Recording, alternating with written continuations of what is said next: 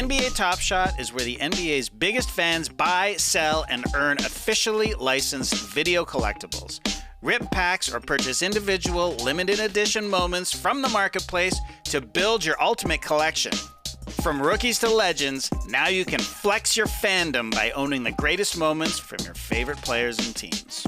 Your collection can even earn you once-in-a-lifetime money-can't-buy experiences. NBA Top Shot users have already attended private events with superstars like Klay Thompson and rising stars like Cade Cunningham, and even all-time greats like Magic Johnson. Your entire collection of NBA Top Shot moments never lose quality and are accessible on any device. Rep your team, flex your fandom, and own the greatest moments from the NBA exclusively on NBA Top Shot. Sign up today at NBATopShot.com and kickstart your collection with your first pack. American Express Jersey Assurance is here to help fans. Listen to this.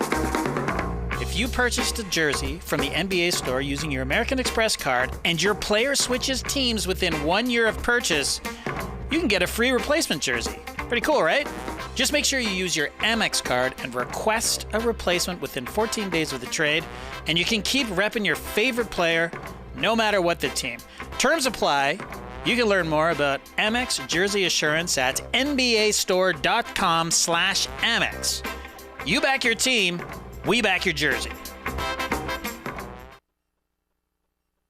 Health tip. There is no limit to how many eggs you can eat. If someone tells you otherwise, they're lying. What about cholesterol? Cholesterol was invented in 1972 by Russian scientists to stop Americans from winning the Olympics. Read a book. You eat 3 eggs for breakfast, those are rookie numbers, baby. I eat between 12 and 25 eggs every day, and I am so strong. I haven't defecated since July 4th, 2001, and I smell like a post-apocalyptic fish market. I got one speed, baby, egg speed. Eggs for lunch and eggs for breakfast and dinner.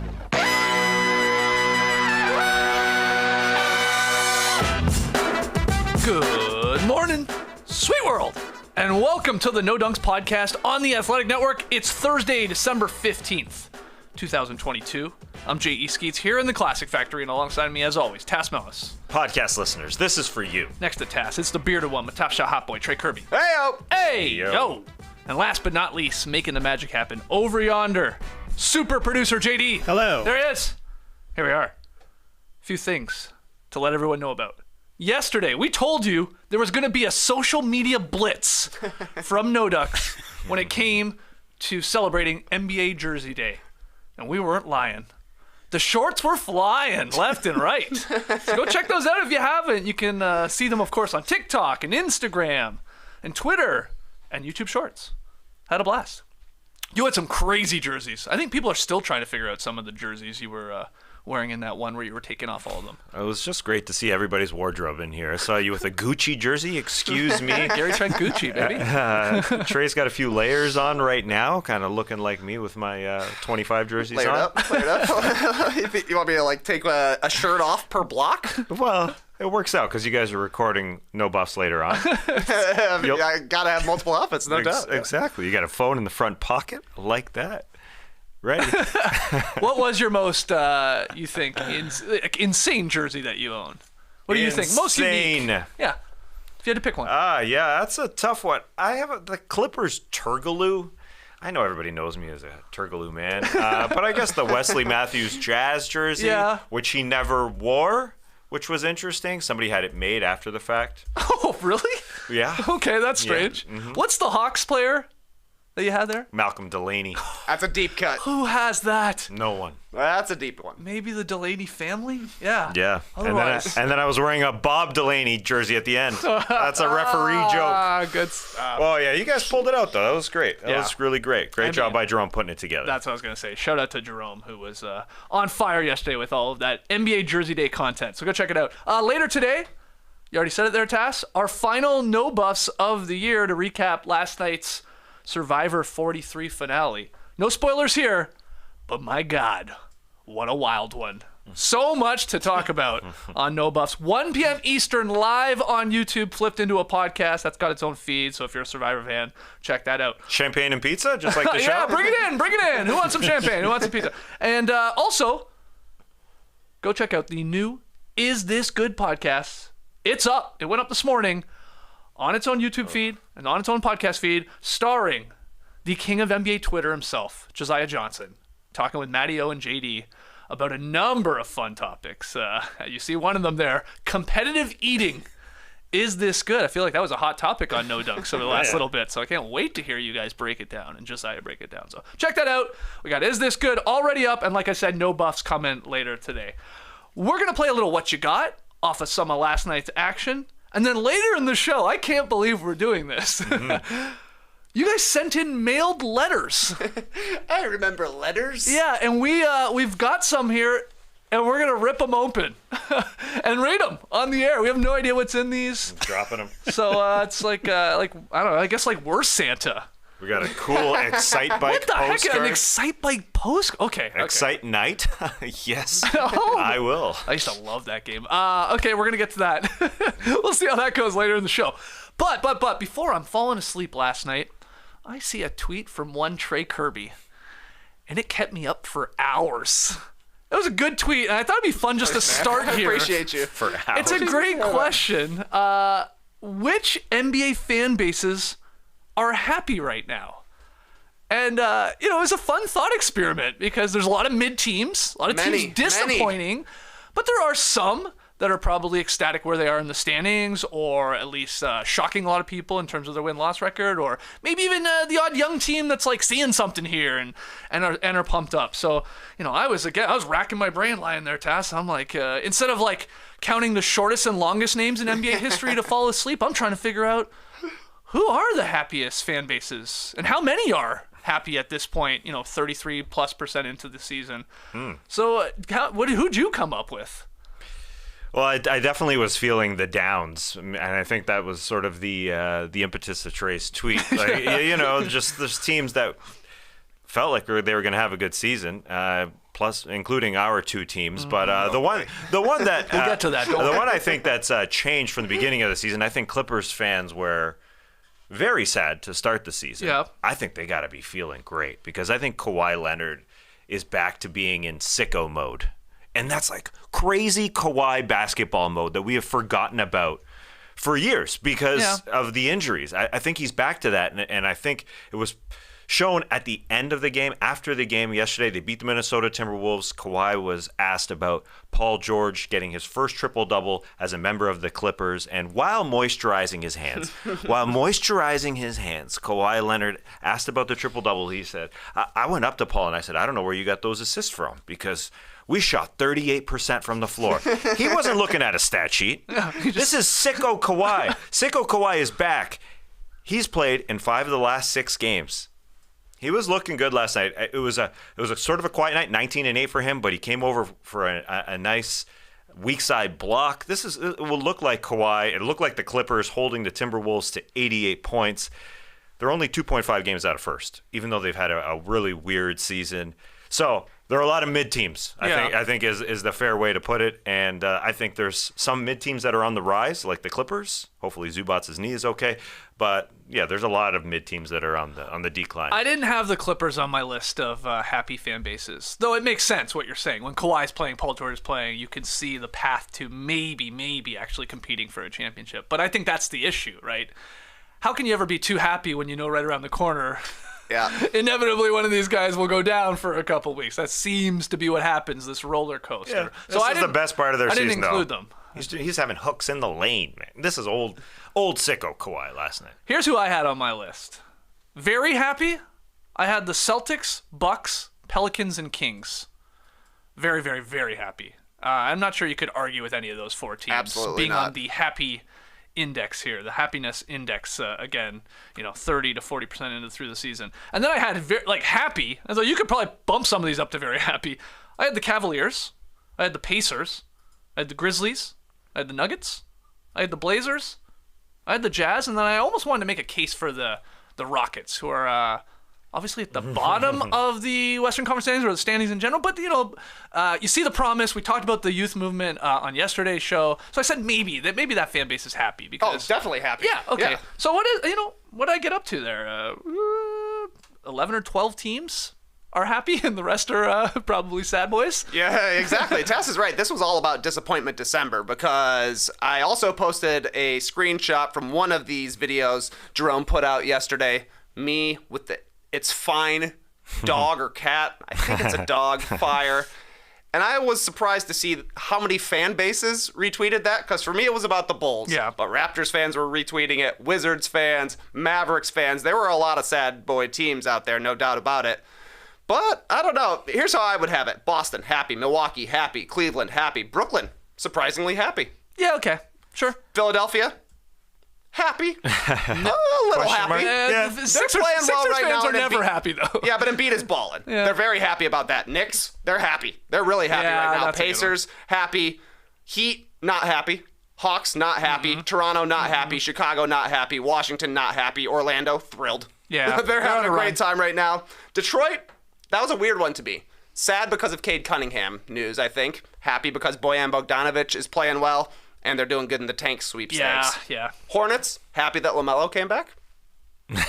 But ultimately, Yes. Worst team in the league, and they just got their star back. That's an okay combo for happiness, I guess. Clifford literally, taking the team to town last night. Like we're not going to win any games. We don't play any defense. I'd say not happy. Okay. Yeah. I'll downgrade to not happy. Pelicans, incredibly happy. Yep. Super, super happy. Memphis, happy. Could be happier once Desmond Bain comes back. Denver, I think they're in very happy mode So do I. right now, especially after last night. Phoenix, sad. Portland, very happy. Clippers, you convinced me. I'll go with happy on the Clippers Happy, right now. yeah. For right now. Sacramento, thrilled. One of the happiest teams in the league, I think. Yep, they're up there. Utah, one of the happiest teams in the league. Dallas, very sad. Golden State, very sad. Minnesota, sad. Lakers, sad. Thunder, happy. They're thrilled. They seem to be very happy despite being 11-17 right now. Houston, happy, and the Spurs, happy. Spurs happy. You don't want to be in bad. the middle. No. You don't want to be in the middle because there were a lot of teams coming in to this season who had playoff expectations, playoff desires, and there are a lot of playoff spots still up for grabs. But I mean, like a team like Toronto, they're sad. The Hawks are sad after making a huge pick. So there are a lot of teams here that are stuck in the glut that thought they weren't going to be part of that glut. Yeah, I think it's interesting. The three biggest trades this offseason, two of the teams are on the sad scale. In the Wolves and the Hawks and the Cavs, with Donovan Mitchell being their big move, are part of Team Happy. Yeah, it's fun to go through right now, and it is so congested, a lot of these teams, and there are a lot of disappointing teams. We're on to was the something, saddest, though. though? We're on to something, I think, just with the happiness index in general. The old S tier happiness. Like, why don't we have a tier system? Like, day to day, I think would change. Like, if somebody's listening to this show tomorrow, right? We're recording here on Thursday. Somebody's listening on Friday, Saturday, Sunday. Their team could have flopped. Changes quickly. Yeah, It so, does. So It it does change pretty quickly. So I think we should post a daily happiness. Well, if index. it is that Happy rankings. Yeah. if it is that scale, and we're debating some of the happier teams in the league, but who is the saddest fan base right now? Who is it? Because that's a battle. Is the call coming from inside the room? Bulls are They wrapped. might. Yeah, exactly. I mean, we're going to get into it in a little bit here, but they are up there. And I think maybe Golden State, after Curry's injury last night, is up there. Yeah, well, wait and see. Lakers, the Lakers just assume that things are going to turn around. I think they're 11-16 right now after having a really nice stretch of games. And then I don't know. The Dallas vibes are weird to me after last night, so I think they're kind of on the sad Ooh, note as well. But I'd like to just, again, make a case for the Wolves and Hawks. They Yes. traded away Yes. all the draft capital in the world to be a lot better than a mid team. This stretch of they got a lot of time to figure it out. But let us know. Happiest team in the league, happiest fan base is the best way to put it, and saddest fan base in the league. Let's get to the Steph Curry injury. The Warriors. Another bad night on the road. In Indiana last night, they dropped that game. They fall to 2-13 now on the road. But to make matters worse, Steph Curry had to leave the game with an injured shoulder. He's going to receive an MRI today in Philadelphia because they're on this road trip. What time do MRIs take place? We were debating it before we went live. We were like, do you get this done in the morning? Is it 9:10? Do you think he skips Is the it a line? lunch? Yeah, I don't know. There's probably a lot of MRIs going on in Philly. There's some Broad Street bullies having some fights out there. Oh, okay. I was wondering how you were going to finish that. Okay. So we're waiting to find out how serious this injury was. 2 minutes left in the third quarter, though. Curry attempts to sort of like strip Jalen Smith of the ball as he's driving to the hoop and immediately grabs that left shoulder. Timeout's called.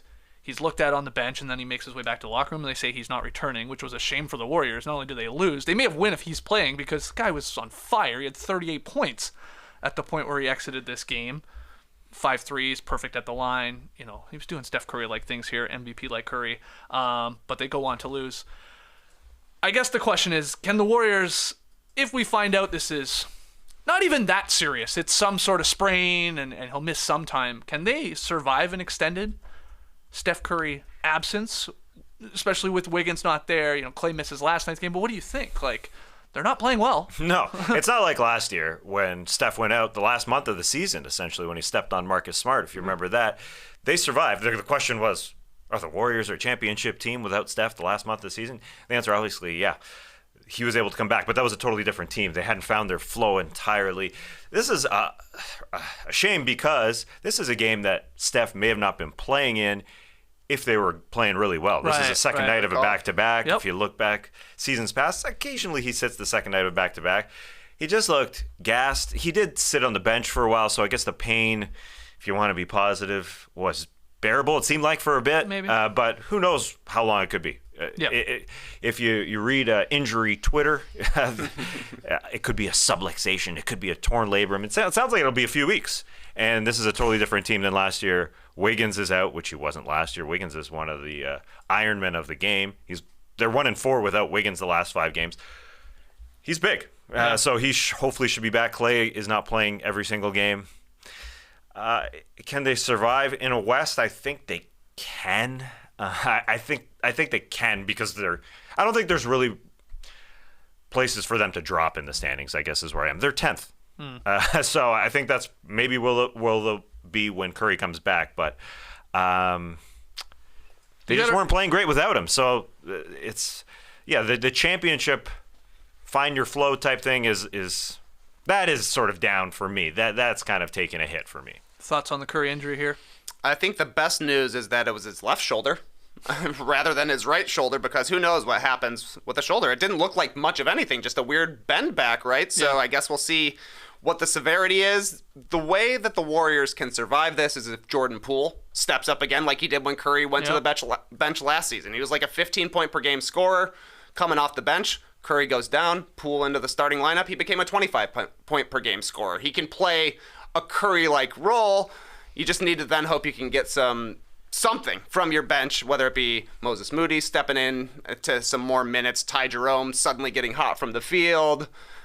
Dante DiVincenzo's had a couple of decent outings recently, so they'll have to step up. But I think Poole can at least take some of Steph's responsibilities, but it's always the question of the guy behind the guy when it's in injuries. And the Warriors guys behind the guys have not yet been good. They might be trying to go through the play-in, depending on how long Curry is out here. So that would be a tough draw for the Warriors. Yeah, we've seen Poole do like a Steph Curry impersonation before, like a light Steph Curry impersonation. He's done well, like you were talking about. But man, Curry right now is averaging 30 points per game, basically 7 boards and 7 assists, and his shooting splits are 59, 43, and 92.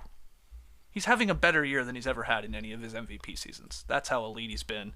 So good luck replacing that. And, the real issue, too, is they can't stop teams, especially on the road. For whatever reason, they cannot stop a team on the road. Another 125 from the Pacers last night. That's truly the issue. Yeah. They had a 47-point quarter against. They allowed 47 point in that second quarter with Curry on the floor where they just couldn't find their flow. Then they came back with lots of effort in the third quarter, but yes, that's the bigger problem. Last year, Steph said there was sort of 3 parts of their season. Find our flow without Clay, then get Clay back into the system, then have championship type, like really gear up for the playoffs. This year, their first third of the season with Steph playing ridiculously well was find our rotation. And I think they did that into the second tier of this season here, but then the second tier is just now plummeted. So without him, the championship aspirations, it's going to be tough, I think, if he's out, more than 6 weeks, even if Poole is great, they just got to find their flow again. So he's got to get back. Kerr said the team was feeling bad for themselves and not channeling the correct mindset to get out of their slump. And Draymond Green, we should have pointed out, he gets ejected last night. Could have used him in a close game because the Warriors got back into it, but he was gone. He had a really weird line as it was, and it's just nuts that they're now 2-13 on the road. And you hope it's not serious here, like it's Curry out for a season or something like that, because it's just like that is like it just removes a team from the board that could win a championship. Yeah. No Curry, there's no title. Last year, this year, of course, any year that the Warriors are playing and that guy's on the squad. So we'll hope it's just I guess, best case scenario, a couple weeks. Maybe not even that bad. I don't know. It was a weird injury. You're right. Sort of just. Yep. But took him out of the game. Okay, let's get to a little what you got. What you got? All right, let's just start by ripping off the Band-Aid. Sad boys in the building tonight. The losses continue to pile up for our favorite no-dunks teams. So in Chicago, the Knicks pulled off an overtime victory to drop Caruso and the Bulls. See what I did there? To 11-16. That's the record for Chicago. Not good. In Toronto, the Kings beat the Raptors by 1. So Toronto, a little bit better, but now 13-15. So the question is, in what you got, Trey? We'll start with you. Thank you. Which no-dunks team is down worse? We're obviously taking into expectations and where you thought this team might be at this point in the season. The Bulls or the Raptors? Which team is down worse? What you got? I'm glad you brought up the expectations, because the Bulls, they are definitely in a worse spot than the Raptors. Yeah. The Raptors are down worse compared to expectations, though. People talk them up as a potential 50-win team coming into the season. That ain't the case. But the Bulls, I'm going to start calling them the Four Tops. Because it's the same old song. Another clutch loss for the Bulls last night. Yeah. 3-11 this season. They've lost 2 OT games this week. If either of those, or both of those go the Bulls' way, 13-14. Still bad, but it looks a lot better than 11-16. First and foremost, credit to the Knicks. They played solid last night. I thought they played the right kind of game to beat the Bulls. Jalen Brunson, Julius Randle, RJ Barrett, they all kind of took turns doing their thing. Yep. Brunson controlled the first half. He was awesome in overtime. Randall's bully ball really kept the Bulls on their toes, playing, I guess, more so on their heels. They were getting bumped back a lot by this guy. Barrett was slicing and dicing. He was finishing inside. Not a surprise. Mitch Robinson went wild on the offensive glass. And Tass's favorite player now, Quentin Grimes. Yeah, man. Hit 3 back-breaking threes against the Bulls. 4 minutes left. He hits a 3 to take a 3-point lead after the Bulls had finally battled back. A minute left in regulation. Bulls are up by 1. He hits another, or Knicks are up by 1. He hits a 3 to push the lead to 4. And then a minute left in overtime. He hit another 3 to push the lead to 6. And that was really the game. Grimes time. Grimes time, unfortunately. And DeRozan's doing his thing out there, but Vooch, bad misses, bad box outs down the stretch. Levine, some bad decision making down the stretch. The best part of the Bulls Wednesday is that the Raptors, Hawks, and Wizards all lost as well. Right. So they lost no ground standings wise. But man, that was just like watching a replay. Right. It's like how many different ways can they find out how to lose in the clutch? Yeah. Okay. What about you? Noted Raptors great. Fans. Yeah. Bulls or Raps down worse? Watching the Raps give away a game. They're up. I feel the Raptors way more. So yeah. The vibes. This has always been a good vibes team. Yep. That's true. Generally, outside of the Tampa year. Yeah. This is outside of the Tampa year. This is a strange thing going on, and they obviously can't shoot. Obviously, that is the number 1, number 2, number 3 reason. But they almost won a game here, very, very close to winning a game, and they should have won a basketball game where they only hit 6 threes and their opponent hit 17, because Pascal was missing a lot of layups. And I'm scared. You mentioned the Tampa year. I'm scared. That little injury that Pascal sustained after that started to his felt like an MVP run at the beginning of the season. It was a phenomenal start to the season. We thought he was back in his flow despite the injury. It is flashbacks of the Tampa year where there's clank, clank, clank, just unable to find mesh for some strange reason. Yeah, he missed some bunnies for sure. So that felt odd and just wrong place. The Barnes giveaway there at the end. You just can't give it away. It's simple as that. And also, Fred VanVleet has obviously the wide open 3 to tie. He pushes off De'Aaron Fox. He gets a wide open 3, misses, And Pascal Siakam with 2.5 seconds remaining, maybe it's 2, decides to go up with a shot underneath the rim, and now they're down 1 instead of passing to an open Scotty Barnes, which it would have been close to if he could have got it off or not. But just odd plays, odd vibes, and so there's something off with this team, and they can't shoot. They cannot shoot. Yeah. Back-to-back games, not a single three-pointer off the bench. That is wild in today's modern NBA. Nobody's hit a 3 off the bench in 2 games in a row. I know, yeah. And it's 6 made Back-to-back threes backs. in back-to-back games, which is also, it gets said over and over again. And so it's cliche at this point, but it's so true, especially with this Raptors team. They are basically in a fight with math. And it's the 2 steps forward, 3 steps back right now with this squad because no one can hit a 3. Like, the other part is they play a good Kings team. They go and get the win. They're pumped up. Mike Brown was fired up. I think he got those guys going after getting tossed and bumping the ref there. He's hated the whistle all season long for the Sacramento Kings. They feel like they've been on the short end of the stick, so he gets tossed, whatever. They're playing for him. They're fired up. But you had Van Vliet, monster game with 39 points. Scotty Barnes had maybe one of his best games of the season.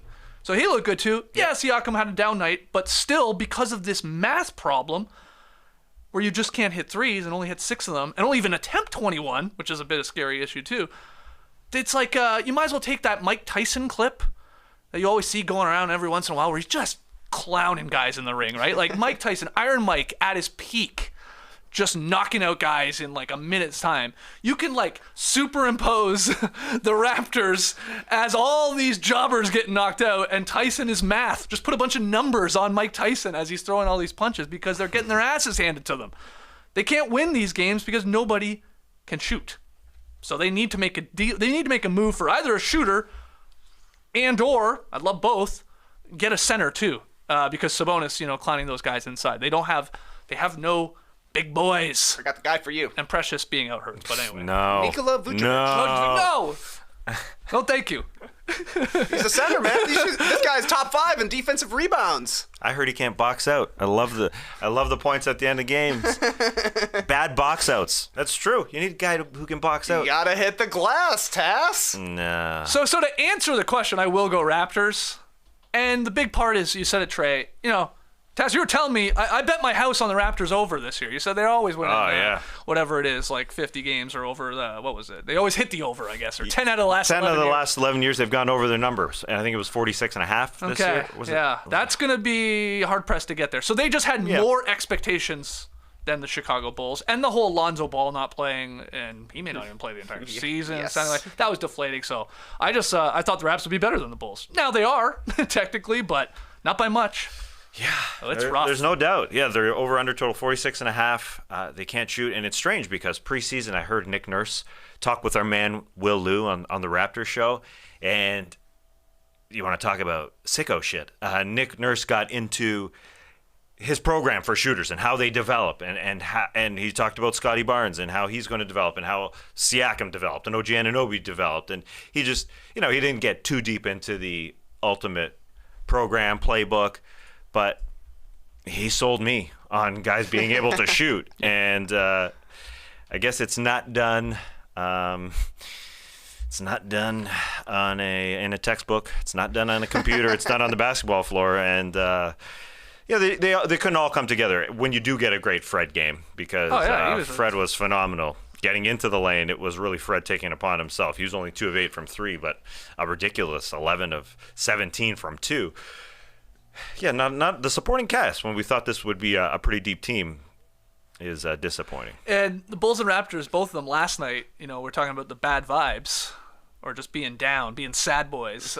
They're playing, like we said, 2 teams that we had on the happiness index, doing quite well in the Knicks, who have figured out their rotation a little bit and had all their 3 big guys scoring and contributing at the same time last night, which was good for them. And then the Kings, I mean, did you see them celebrating in the locker room after the game? Do you see they have a little laser purple pointer. Portable beam? Yeah, they have a portable beam. They're traveling with a portable beam because they were celebrating, I guess, Jordy, was it, taking over for Mike Brown after he got lost, and they're dumping water on him, and they pulled out the win. And they look like a college team. It's amazing. They're giving Harrison Barnes a Defensive Player of the Game trophy. They got a lot of bits. Yeah, I know. Both the Raptors got no bits. They got no bits. So they stink. We got to trade for a bit here now that it's trade deadline season. Hilarious possession, though, bit-wise, from Julius Randle at the end of regulation.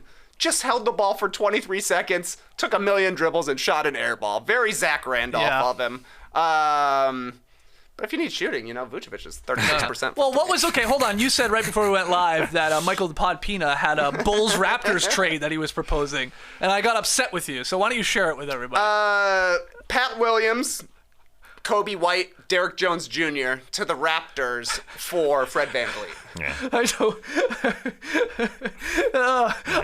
love Fred VanVleet on the Bulls. Yeah, Rockford's finest. Yeah, I do love that. Illinois boy, but I don't want any of those Bulls players. I know you want Vooch. That's why I'm holding out for Vooch. I don't want Vooch. And if a trade happens between the Bulls and Raptors, I'm busy. You guys do the emergency podcast. I can't even just talk let about them be one team. Oh, okay. Right, like just combine teams. Yeah. DeRozan played for both. Yeah, man. Yeah. Oh, that's They wear a the same great call. colors. That's a great call. Yeah, all right. There's 29 teams now at the Bullocks. Oh. Reggie Bullock will also be traded for. Bullocks. I don't mind the Raptors. There's some rumors about DeMar coming back to the Raptors. I don't mind that. Here we go. You need a shooter. He can't shoot a three. It doesn't matter. Vooch. Long twos. 36%, man. 36. 36%. He would be like the Raptors' second best three-point shooter. That's how sad it is. I mean, what's Lee Ellis doing? He's not traveling right now. Get him a 15. Is Toronto on the list? Deal. Yeah, get him up there. Get him in the gym. Can't play outside right now, though. That's right. That's the problem. Oh, that's a good point. All right, let's keep it going here. Today is December 15th, 56 days until the NBA trade deadline. Thanks to Hollinger for that. But more importantly, it's the first day when a lot of rumored trades can become realistic trades. Because nearly all the players who signed in 22 free agency, even to re-sign with their own team, they're now eligible to be traded. So a lot of names are now officially could be moved. So I want to know, off of last night's game, and the sad teams we were talking about, who is most likely to try and salvage their season with a trade here? We will remove the Bulls and Raptors from this equation because they could be in there too. But the Hawks, who gave up a 50-point first quarter to the Orlando Magic last night. The Dallas Mavericks, who, despite Luka, sitting squarely at the MVP table, keep losing games. Or the Washington Wizards, who we also bet the house on to hit the over, and man, that looked good for a month, and are on a slide right now. Hawks, Mavs, or Wizards most likely to try and salvage their season with a trade? Task, get started. What you got? I think it's the Mavericks because I think the Wizards are going to take a step back, if anything, with the trade. I think they'll trade Kuzma, and they won't be better because of it. I think the Hawks' first move will be to let go of Nate McMillan if they make a move before the trade because they've decimated some of their depth. They let Kevin Herter go essentially because they traded so many picks for DeJounte Murray. They see the writing on the wall. They're going to have to extend DeJounte Murray. They're probably not going to want to pay John Collins. Not keep John Collins around because he's getting paid. That 50-point quarter, a near record. 51 points in a first quarter, the most scored ever in an NBA game in the Hawks. I had to watch that back because it was almost unbelievable to give up 50 points in one stinking quarter. They're down 50-22. There was like an 18-3 run, a 17-3 run in one quarter. And they just didn't want to rotate. Obviously, there's some excuses there with Collins and DeJounte Murray being out. But I thought that they would come together somehow. But I don't think I don't think Schlenk is going to try and put together a package. Well, I do think the Mavs can try and find somebody that can hit some threes, somebody that can dribble the ball a little bit more, a little flashback of Jalen Brunson that Doncic can trust to give the ball to, because you could upgrade some of those parts. Their supporting cast just basically is like replacement level average NBA players, so you can conjure together somebody to find somebody. The Hawks will probably make a trade for, I think Collins could still be moved, but you could improve the Mavs supporting cast. So I think that's probably the easiest way to do it. I think it's we like these blue sky, trade for our superstar, sure. But if the Mavs trade for anybody average, it could be an improvement on somebody. What about Kyle Kuzma? Sure. You know, a lot of people in the stream team saying, why couldn't he be a Mavericks player? Sure, make it happen. He should be rumored to every team. Oh, yeah, every team is going to be in the mix for Kuzma. Okay. With Tass, I think the Hawks and Mavs are going to be buyers, and the Wizards are going to be sellers because, they're just kind of falling out of the bottom of the season here. I'm most convinced on the Hawks making a trade here because they haven't lived up to expectations this season, but also last season, right? Like, we were a month into last season, and Travis Schlenk was saying, I probably shouldn't have run this one back. So there's unhappiness in the locker room, on the bench, on the court. Like, Trae Young is having a real tough December here. He's 6 for 31 from 3 right now. He is doing his best to get Nate McMillan out of there. It feels like they've got tradable pieces, right? And John Collins, who probably has some value around the league. DeAndre Hunter, you could convince yourself on. Bogdanovich is starting to round into form. Clint Capella seems a little superfluous with Onyeka Okongwu hanging out there. The problem for the Hawks is they get super expensive starting next season. They're currently 5th in payroll for next year, and this is a team that's been in the middle of the Eastern Conference for a couple of seasons.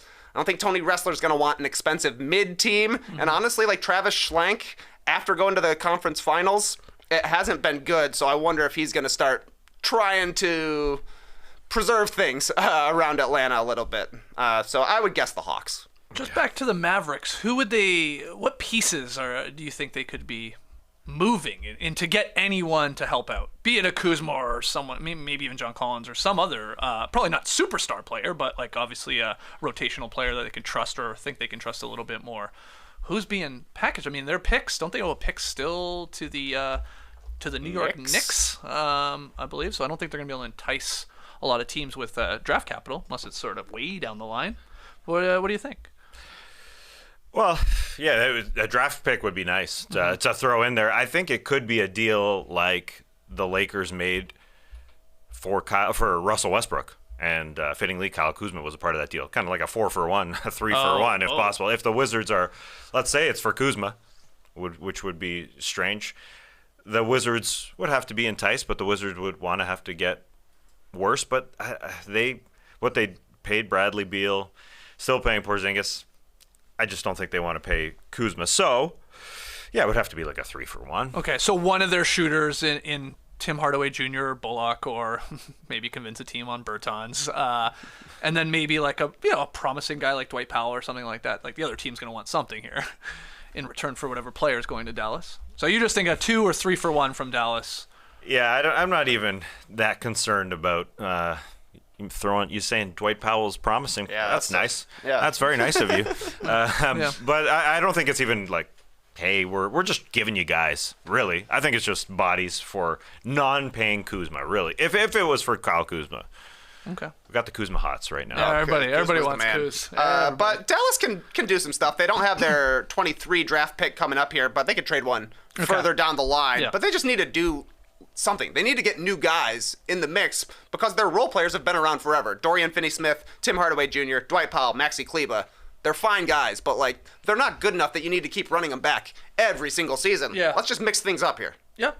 I also think when it comes to the Dallas Mavericks and like, hey, we got to trade now because we got to start winning some games. We got to get up in these standings. We got to have home court advantage. We do think we could win a title built around a guy like Luka. It comes down to how much Doncic himself is like talking to Cuban and the front office saying, this doesn't work, switch this up.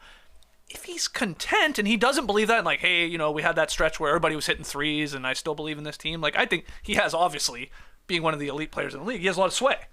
Like, I think if he goes to Cuban tomorrow and says, trade so-and-so, go get so-and-so, like, Cuban's 100% doing that. I don't even know if Luka's that type of player where he involves himself with that.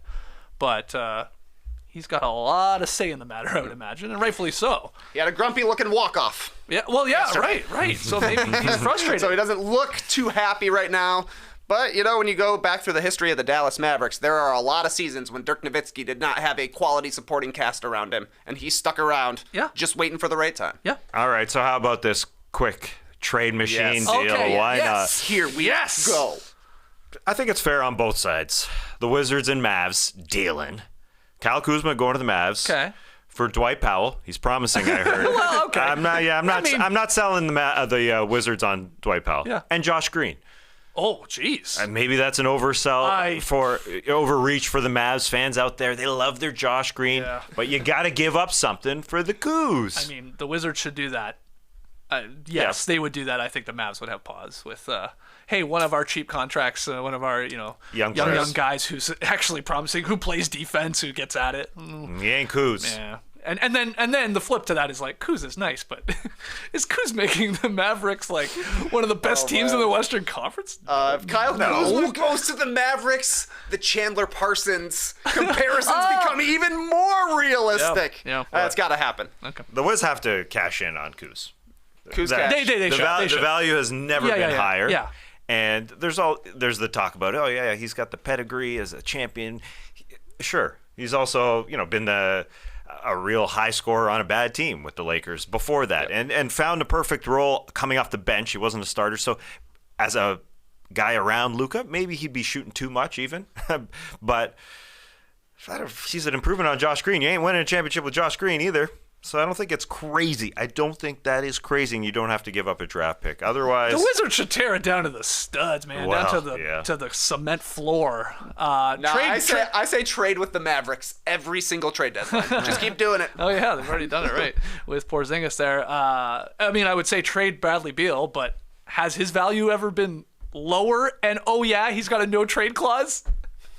So come up with a great trade, and he goes, nah, I don't want to go there. I'd rather just stay here.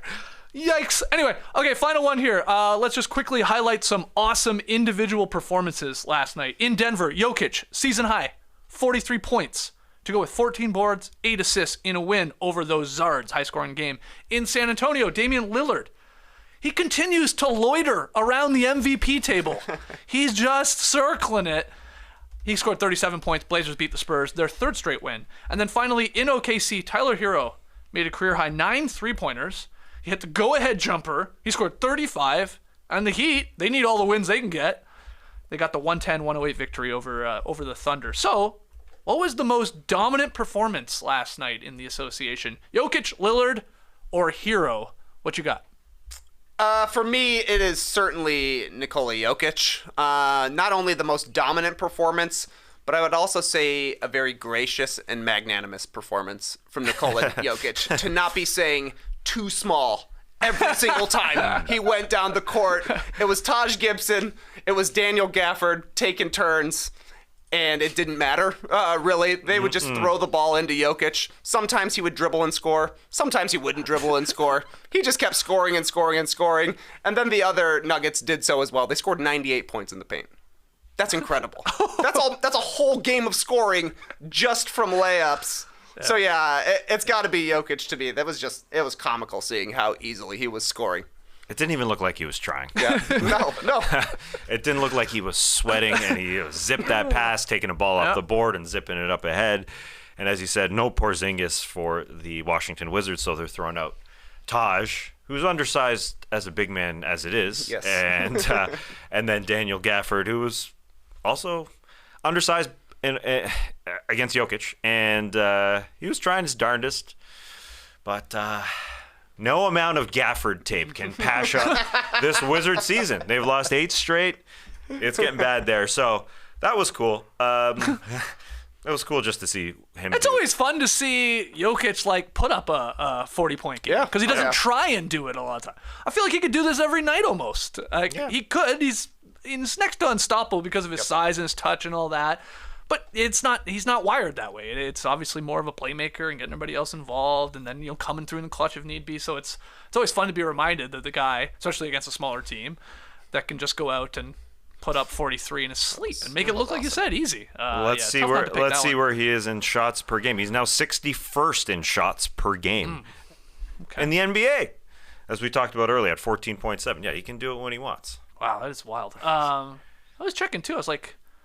I guess maybe some of these guys don't qualify ahead of him if we want to get technical about it. So maybe he'll jump up a few, but still, I think most of them qualify anyway. Jokic's career high. Yeah. 43 last night. Do you know off the top of your head? 47? No, he had a 50 burger. 2 years ago in his first MVP season. I don't remember it. But, Don't remember that. Yeah, that's his best game. He's got a couple, he's got 47, he's got a 49 last year. So 43, not his best of his best, but man, I bet when you go, what'd you say, 17 and 20? Yep.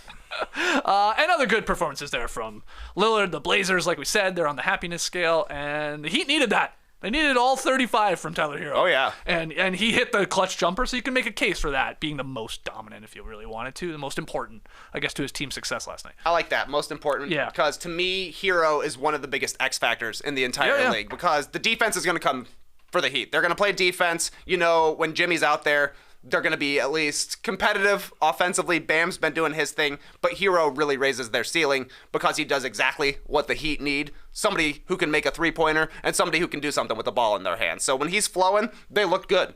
They just needed all of them last night, unfortunately. Yeah, there's flashbacks to the Heat watching him play Herro ball. At the end of that game, there's no doubt. And to see Jimmy Butler in his ear in the huddle as he went out, he was basically, bigging up Herro. You are going to go win this game for us. Yeah.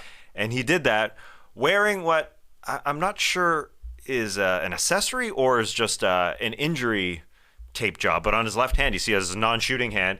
He's got his whole wrist taped up, and it's probably for an injury, but it looks like his thumb is going through like it's a sweater with a hole, the thumb hole. So it's wrapped the thumb, yeah. Yeah, so I think that could be something that Tyler Herro tries to pull off. Right. A new accessory, like sweaters. But anyway. Can you ask the league, I don't know, you suffer from cold arms.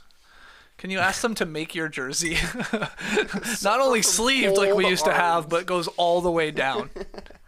What is it? Raynaud's syndrome, JD? Raynaud's phenomenon? Is that what it's called? Your hands get cold? Yes. Or I guess wouldn't help. They would Tape just isn't make you. bad. They would just make you wear the undershirt, like Compression undershirt yeah, with yeah. the shooting sleeves. Go full Heinrich on them. Yeah. That's Basically long sleeves, Yeah, some people I guess If do you that. had Reynolds, you'd want mittens. Shooting mittens would be tough. mitts. Yeah. that'd be Okay, great. we gotta take a break. My God, this is going long. That was a fun block though. Tight show. Yeah. Keep it a tight hour. Look at us. Don't worry. We did it for almost one show. The male segment's going to be tight. Yeah, right. Good one. I think it might be. No, seriously. Good one. Yeah, it's good. Are you kidding me? We're gonna Yes. open letters on the air. That's gonna be quick. Yeah. Are you a fast reader? No. All right. Well, I think we're gonna we find might out. get bored. People get bored of letters. Okay, well, we're going to find out. We're going to open some letters here live on the show. Don't go anywhere. Do you know how much your subscriptions really cost? Most Americans think they spend around $80 a month on subscriptions, when the actual total is closer to $200 plus. That's right. You could be wasting hundreds of dollars each month on subscriptions you don't even know about. In this economy, we got to clean that up. Thankfully, there's this app that takes care of it for me and for you. It's called Rocket Money, formerly known as True Bill. The app shows all your subscriptions in one place and then cancels for you whatever you still don't want. Rocket Money can even find subscriptions you don't even know you were paying for. Birchbox? Why do I have that? To cancel a subscription, I don't wear makeup. To cancel a subscription, all you have to do is press cancel, and Rocket Money takes care of the rest. Get rid of useless subscriptions with Rocket Money now. Go to rocketmoney.com/nodunks. Seriously, it could save you hundreds, maybe if not thousands of dollars per year. That's rocketmoney.com/nodunks. Cancel your unnecessary subscriptions right now at rocketmoney.com/nodunks. I live in Atlanta, but I like watching the Toronto Raptors and Toronto Blue Jays play. And that used to be a big pain for me because they don't show the games here. It doesn't happen. But this season, I discovered an amazing trick that's let me watch every single NBA and MLB game live for a fraction of the normal cost. It's called ExpressVPN. Here's how it works. The NBA offers NBA League Pass, which lets you stream games online. But if you live in the US or Canada, it doesn't let you watch all of them. Some games are blacked out. Even for us, we get the blacked out blues with our passes as well. It happens. It happens to us. So what do? Fire up ExpressVPN and use it to change your location to a different country. Buy and use the NBA League Pass from there, and boom, no blackouts.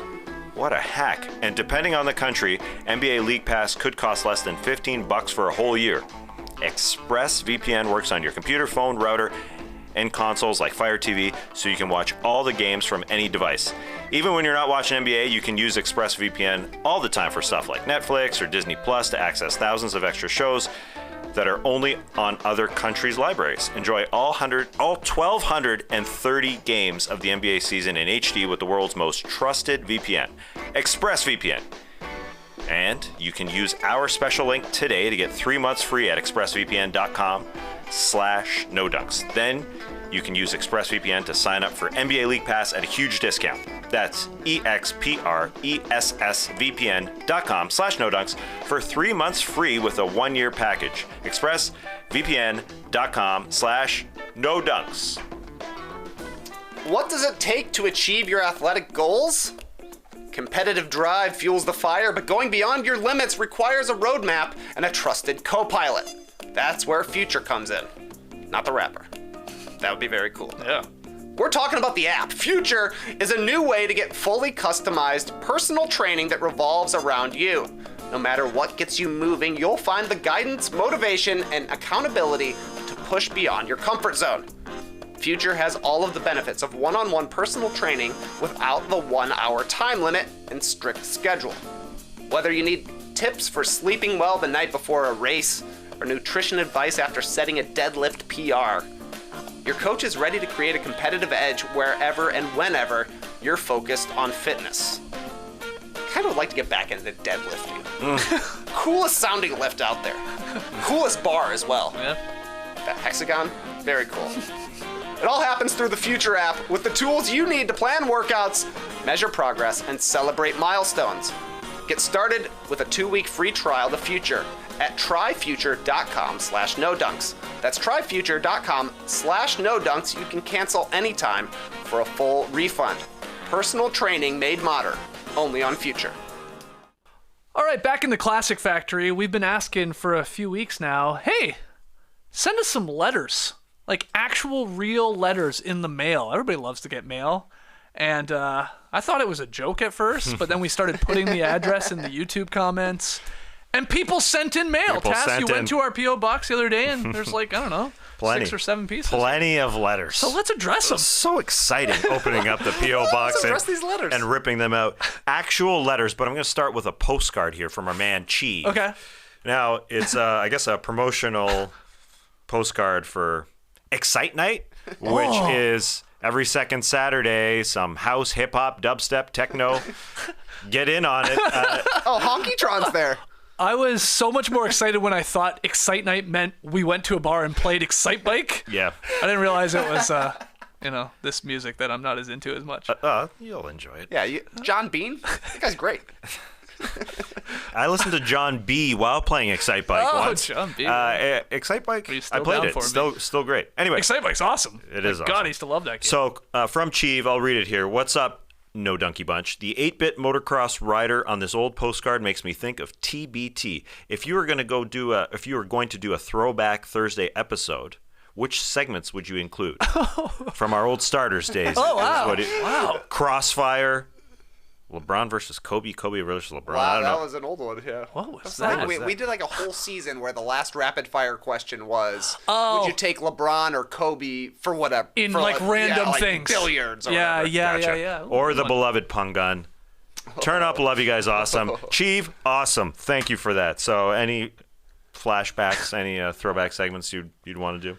I like the segment where Matt came out dressed as a mascot. Jan the Pelican. Yeah. Bring it back. Yeah. So more Matt showing up dressed up as a pelican. Love to see those socked feet. Yes. Sucked.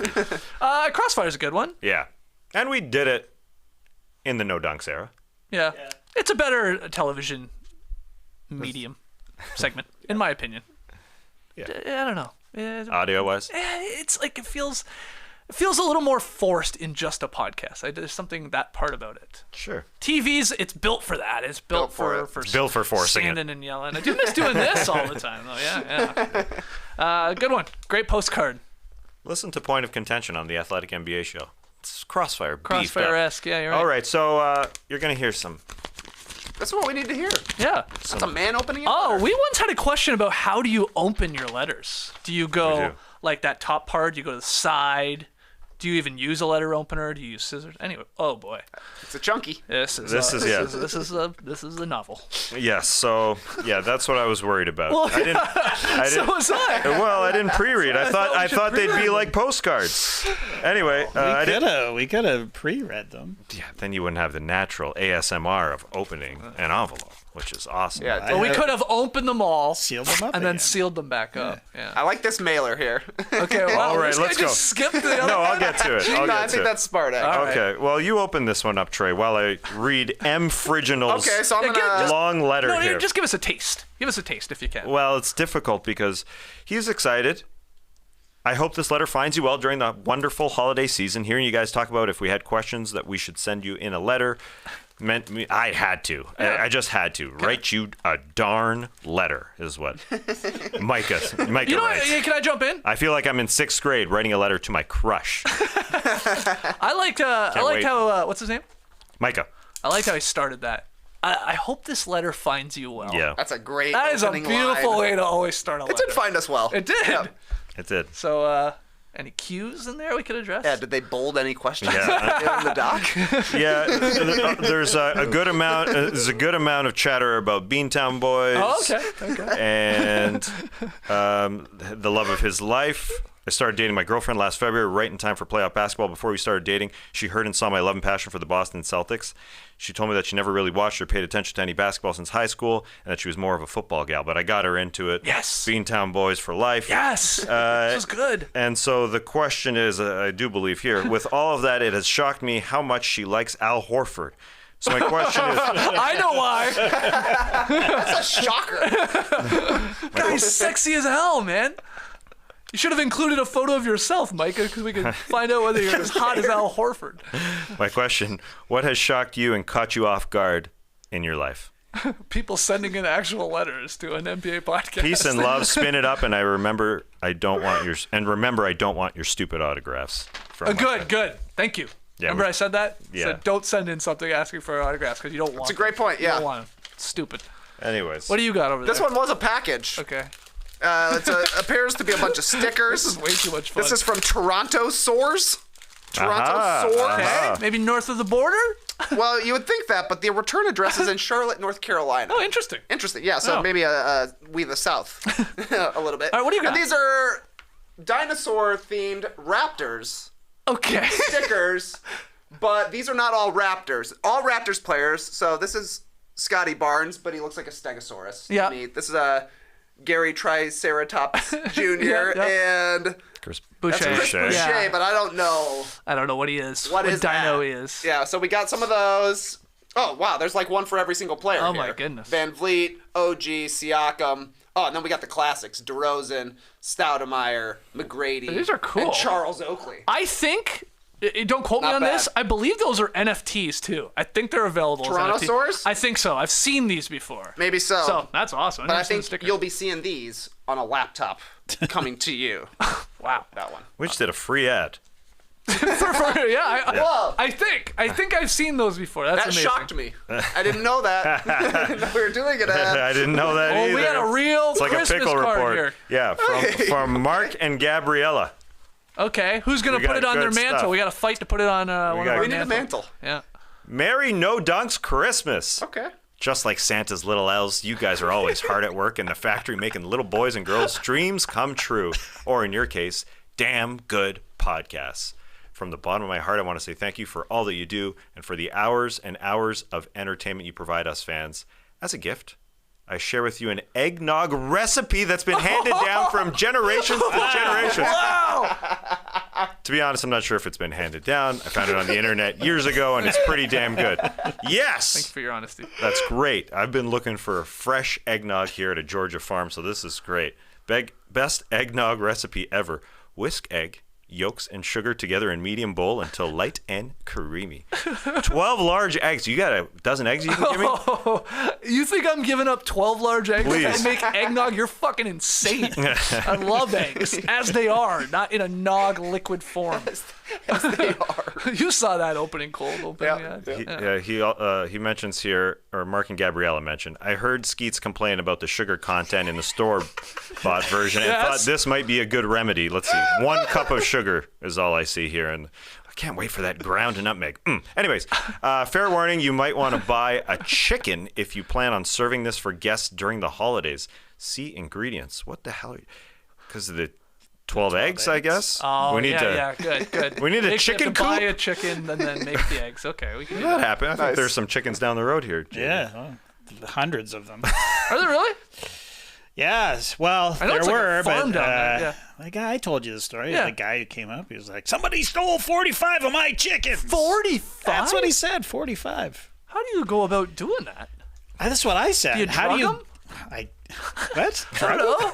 Drug the chickens. Yeah. Pick 'em up. Pass out and then just pick them up. I don't know. Yeah. But I guess you just round them up. All right. Anyways, turn up. Love you guys. Awesome. Warm wishes from Mark G. in LA by way of Montreal. Hey, thanks, Mark. Thanks for the nog recipe.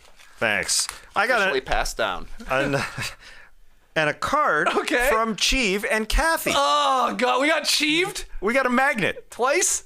We got a magnet. It's not a card. It's actually a magnet. Christmas magnet. We got This Cheeve. guy's sending it on an actual awesome. holiday card. This is awesome. Two it on the different, fridge. two different packages I love this from guy. Cheeve. Kathy and Cheeve. That's a nice card. Put a head on it. That's going right on the fridge. Hey, congratulations. Is that their, Is that a is that magnet? their wedding day? Sure looks They like are it. wearing. It looks like I it, love yeah. what they're wearing on their wedding day. Going against the norm. Look at that. Back to me, JD. One more look at that. You like the looks. No, I mean, come on. Where's the top hat? Look how colorful this is. Ooh, yeah. There's a lot of green on this though, just not on his head. Beautiful. Lush setting. We can actually, because these the green is behind his head, we can draw in a fake hat. We're gonna. All right. All right, just two more pieces of mail. This one, the simplest of cards. Just horizontally striped, Yeah. That one's blue just and gold, lying around the house. and very simple message. Salutations, No Dunks crew. Light the motherfucking beam. Sincerely, Andrew, a Sacramento native. Beam was lit. Nice. Well Keep it done. lit. And Final one? One more. Yeah, why not? Let's get a good rip here. No butter knife in here, so we got to use the old fingies. Oh, a nice handwritten letter. Oh, we're going script. Oh, I can don't- you even read it? Cursive, baby. Wow, that's handwriting. Yeah. Double lined. I'm a longtime listener, pre the starters days, but a first line question writer. Oh, first time question Oh, writer. it's gonna be difficult, Tess. You didn't learn cross your writing. T, man. Look, I'm more inclined to seek an excuse to handwrite something than to send off an email. So, your inclusion of the P.O. box was enough to get this mess of an idea directed your way. Okay. With the Rudy Gobert trip of Kenrich Williams. You remember when he tripped Kenrich Williams? Yes. Do you remember Yeah, that? yeah, recently. Yeah. Jeez, Yeah, it's got here right? fast. Yep. Yeah. Wow. Postal Service still doing work. I appreciate you. Having drawn the attention of non-sickos to Kenrich's hair, Yes. what other quirks of a player, team, jersey, arena in a smaller market catches your attention each time you watch? What came to mind as an older example is Mike Scott's emoji tattoos. Whoa, flashback. Yeah, to nice. Good one. He played a bunch of teams, including the Hawks. 2010 Hawks, as the writer writes here, Kaka. Or a more recent vintage, there's the past few years of Rashawn Holmes's push shot. Interesting. Yep. Separately for JD, since I doubt you have any interest in that question, as a former resident of Atlanta, I was recently reminiscing that despite my affection for the Chinatown here in my current residence of Chicago, I specifically miss the Northern China Eatery up on Buford Highway. Oh, yes. Love it there. Why me specifically? Have you mentioned it Stop before? talking Have about I it. mentioned that before? Yeah, you're always talking about the chickens getting kidnapped and that restaurant. That's, yeah, You my never- two- I only you never have two stop. stories, You Skeets. never stop. Yeah, it's great. Yeah. Okay. Anyway, is there any food from a prior place you've been to that you wish was more readily available? You miss a restaurant, essentially. There you go. Oh, and then we get nice. I like this part. Change pen colors here. Thanks for all the entertainment over the years, and for Trey in particular. Let's hope to change to red pen. See red Oh, wow. for years Nice. to come. Wow. Good stuff, There we go. John. We went capital cursive letters for the C red. And you have to go old school there. So we have some writing. Survivor fans here in the stream team saying Jeff Probst wrote that letter. That wasn't John. That's a joke. It's a Survivor Your joke. mom. Yeah, Your yeah. fan. Your fan, John. Yeah. Your fan crossed out Jeff, put John. Anyways, we got through them there. We did it. Thank you so much to everybody that sent in mail. I dare I say, keep sending them in. Yeah. Absolutely. Mail call. Yeah, well, I will continue putting the P.O. Box address in the YouTube comments. We'll make sure to tweet it out as well and all that. So thank you to everybody that sent that in. We really appreciate it. That was fun. It was fun. All right, let's take our final break. When we come back, pick 'em results and a really, really fun tweet of the night. Peloton, my old friend. Where are my notes? Oh, guys, yeah, here it is. It's always this time of year that we start thinking about what next year will bring. We start thinking about resolutions to work out more, but let's face it, they rarely stick. Hey, maybe you're the type that needs a little extra incentive to stick with your plans. What, living longer and looking good naked not good enough for you? Well, Peloton gets it, they get you, and they've got a gift for you. Get $200 off accessories like cycling shoes, heart rate monitors, and more when you purchase a Peloton bike, Bike Plus, or Tread, and up to $100 off accessories with the purchase of a Peloton guide to take your workout to the next level. Make this first step toward achieving your fitness goals in 2023. And once you start, you'll see why so many people stick with Peloton with a variety of workouts from cycling to scenic runs, boot camps to power walks. You'll find classes that work for you, taught by world-class instructors who know exactly how to get the best out of you. So don't wait. Get this offer before it ends on December 25th. That's less than 2 weeks away, right, Tess? Yes, less than 2. That's right. This expires on December 25th. Visit onepeloton.com. All access membership separate. Offer ends, again, December 25th. Cannot be combined with other offers. See additional terms at onepeloton.com. Merry Sorbsmas and a happy Sorbidays to everyone. Yes. It's not all sleigh bells and mistletoe out there. It's also picking out a tree bigger than your station wagon and having to figure out how to get it home. Or leaving your kid at home alone while you travel to France. And it's even accidentally becoming Santa when you put on his suit after he falls off your roof. That actually happened to a close friend of mine named Scott. Wow. Yeah. Haven't seen him since. Jeez. Got huge, man. Huge and old. Out of nowhere. Guy fell off his roof. Some of these guys Santa Claus. Wow. Nonetheless, you can fight holiday stress with Next Evo Naturals. Unlike other CBD brands, Next Evo's Smart Sorb technology delivers CBD to your system in as little as 10 minutes. Smart Sorb upgrades CBD's natural absorption power. It's scientifically formulated to deliver more CBD fast. The only brand clinically proven to deliver 30 times better absorption in the first 30 minutes. Yeah, that's Next Evo Naturals, baby. You can get smarter CBD from Next Evo Naturals and up to 25% off subscription orders of $40 or more at nextevo.com/podcast. Promo code NODUNKS. That's nextevo.com/podcast. Promo code NODUNKS. All right, Stream Team was loving the snail mail segment. And there it is, already on the fridge. Kathy and Cheeve and their wedding magnet that they sent in the mail. Love it. Nice.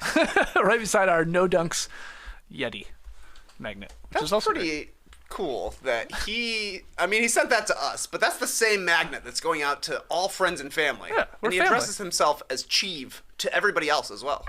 It says Kathy and Cheeve. It's not his first name. Oh. His first name's Andrew. It'd be like you putting Skeets on your holiday. Yeah, Nora and Skeets say happy holidays. Ooh, interesting. Wild stuff. I don't think I'd go that far, so. But it's good. It's good. I like that we're family. Yes. Or friends. But I consider myself more family to Cheeve and Kathy, of course. Status achieved. You are achieved, my man. Picking results last night. Let's start wrapping this up. Cavs-Mavs. Dallas was favored by 2.5 at home. These guys... No. Yeah, I have this right. Hold on. Dallas was the favorites, and they lost. The Cavs killed them. So I got it incorrect. I believe Trey got it incorrect. Yes. And Tass was the only one to get it correct. There, Correct. I got there. You got it. You got it correct. Tonight's game, Tass. So there's a couple on, 4 games, something like that. Don't worry, we have time, by the way, because we had such a short mail segment. Yeah. We can discuss it. It was only 13 minutes. That's got to be the shortest segment in No Dunks history, so we have time to kill here. Anyway, the old baseball series, 2 games set in Utah, takes place tonight. It's the second game of 2 where the Pelicans lost in Utah the first time. Game number 2 here, another close line. The Jazz getting 1.5 points, so they could actually lose by 1 and still cover. Skeetsy got the Jazz. I almost did the unthinkable today in our doc this morning. You guys got in there before I did. Fine. That's fine. Like, we sometimes, it's not a race, but whatever. Sometimes people get in at a certain time into the doc. Yeah. You guys both had Pelicans. I don't want the Jazz. I don't want them tonight. Man. I almost went 3-man NOP and made it 3 Pelicans, but I said, you know what? Nah, it's better. It's better. Well, we had a bet on yesterday's show about the TNT crew and whether or not they would redo their segment of flopping into a tree. Yeah. We had eggnog on the line. Yeah. It didn't happen. It didn't happen. So let's double or nothing, and let's switch here. I'll switch you. I'll take the Jazz. I'll take. You wanna switch me? Sorry, Jerome. All your work on that. You want to switch me right now? You want to take the Jazz? What do you know that I don't know? No, nothing. That line is weird to me. Well, listen, baseball. These baseball series usually there's a split. So that's why I took the. Okay, the so Pelicans. you want to take the Jazz line, and I'll take Pelican. All right, Yeah. there you go. There we go. Wow, nice. Nog again, I guess, is on the line. Nog again, and obviously The game is here. the actual pick'em result. Okay. Yeah. Oh, wow. Oh, so does somebody have to make the eggnog recipe that we just got? Yes. On the air. And you have to do it in less than 13 minutes to have a new record for shortest segment. I gotta go steal a chicken. I can in 13 minutes. I can go steal a chicken from down the road. Yeah. Get it to hatch a dozen eggs that I need for the recipe. What are you gonna Just do to get that 12 chicken? chickens. Just get 12. 12 full chickens. Well, why? you don't want to. What is it? 1 egg a day? Like you're gonna have. Maybe just go buy a dozen eggs. You could do that. You could do that. It sounds like you want to get rid of your neighbor's chickens. That's what it sounds I like. got to no me. problem with. You those might be the chickens. culprit in this. Is that what's going on here? No, I love the chickens. I didn't even know we had chickens down there. Goats, on the other hand. Yeah. Those I hear. Yep. Okay, so I have suddenly with Trey the Pelicans at -1.5 in Utah. I'm just a Utah lover, but they could go down tonight. They could. We're gonna find out. That's never happened before. I don't think. In the I don't know why it would. I don't know why it did. trade. Love it. Okay, let's get to tweet of the night. Tweet of the night. Wow. Twitter. Okay, a bunch of tweets here from the same account, Basketball Reference at @bball_ref. Had some fun tweets yesterday. Got everybody talking. The first one was Basketball Reference's Sportify Wrapped is here with a pic of the most viewed player pages by state. So you see it there. We're showing it to everybody on YouTube. Lots of LeBrons. There's a Luka in Texas. There's some odd ones, sure. Deer and Fox in, what is that, Trey? Idaho? Oh, yeah. Do you think they're actually searching for foxes, like stealing chickens or something in Idaho, and they get to Absolutely. deer and fox? Anyway, the one that caught everybody by surprise, and we'll zoom in on it, was in Alabama. Rolando Blackman had the most viewed page on Basketball Reference. What the hell? A popular joke in the no dunk streets was, has Lee gone across the border here in Georgia over to Alabama and done some nefarious Googling to get Blackman His Express to the top of the list? VPN says it too. Yeah, maybe that's really? it. Anyway, that one's just obviously very, very strange. But a couple other tweets to get your reactions to here. They had the most viewed team pages by state. Trey, anything that jumped out at you? Obviously, a lot to pick from, but any strange ones there? Why are the Jazz the most searched for team in Georgia? Who knows? What? I don't know. I did. Yeah. What are you doing in Alabama? The Pistons or Look it up. Rolando Blackman and the Pistons? What's going on down there? Yeah, that's great. I love this. And then finally, the top 10 most viewed NBA player pages, just overall, in 2022, according to Basketball Reference. LeBron 1, okay. Steph Curry 2. Michael Jordan, my goodness, this guy, still number 3. Westbrook 4, Giannis 5, Luka 6, Kevin Durant 7, James Harden 8. the Joker, Jokic at 9, and then the late great Kobe Bryant at 10. No real surprises there, I don't think. Is that fair, Tess? No. Yeah. But good stuff there from Basketball Reference, especially the Rolando Blackman in Alabama. Yeah, crazy Basketball Reference habits down there. It's too bad that we can't get our own Sportify Wrapped, because it would be awesome to see like your 10 most looked at players, right? Ooh, at the end of a season. That's a great call. Because I mean, like, surely there's going to be a bunch of superstars in there. You're checking the stats. You're debating the MVP. You want to see where people stand. Yeah. But there's going to be like a random like Kuzma's going to show up in my top 10 or Sure, something like sure. that. You know, like who is it? Who's the weird ones? I don't know. That's a fun idea. Something for them to work on. Sportify Wrap. Good name, too. Great. There. Great stuff. That's fun tweet of the night. Let's hear if you were surprised by any of those results. We'll call it there. Really, really fun show. Thanks to everybody for joining us live on YouTube. Hit the like button if you haven't already. Make sure you subscribe. All our podcast listeners, we love you too. Leave your boys a 5-star rating and review. I don't think I've said this yet, but the plan is next week we are going to have shows Monday through Friday. We won't be here in the Classic Factory. We'll be back in the yard, running around with chickens everywhere and goats. But we will have shows Monday through Friday talking about NBA hoops. We got a new Is This Good podcast. It is up. I haven't listened to it yet. I'm super excited. Special guests, the king of NBA Twitter, Josiah Johnson, talking with Matteo and JD and debating a bunch of fun topics. And coming up in a couple hours, Survivor 43 recap episode. The finale last night. It was 3 hours long when you count the after show where everybody's getting pizza and champagne. We'll break it all down. Again, we won't spoil anything here, but what an episode to dissect. So that's at 1 p.m. Eastern, live on YouTube, flipped into a podcast as quickly as possible after that. So go and download that. Back tomorrow with the Drop Podcast. We did Rippin' Packs when it came to Top Shot on Wednesday. We did this snail mail opening letters live on the show on Thursday. Tomorrow, it's the return of the Hamaka catalog. It is a Christmas tradition here in No Dunks. I have the catalog in my hand. Not right now in my hand, but I actually gave it to Nora. I said, you do the first pass through this. See what jumps out at you. Nice. Make notes. Make yourself a list. I'll get you something special. I will be coming up with some of the greatest gifts from America's longest running catalog, the Hamaka catalog, and of course quizzing the guys on what these insane gifts cost. That's always the fun part. You guys trying to figure out what they cost. That's tomorrow on the Drop Podcast with Worst of the Week nominees and a whole lot more. So we'll see you then, 10 a.m. Eastern. Till then, Clipper Bros. You heard it here first. Have a great time. Turn up. Love you guys. Awesome. Thanks for joining us. And remember, there are way more chickens than humans on the planet. Embrace the day, people.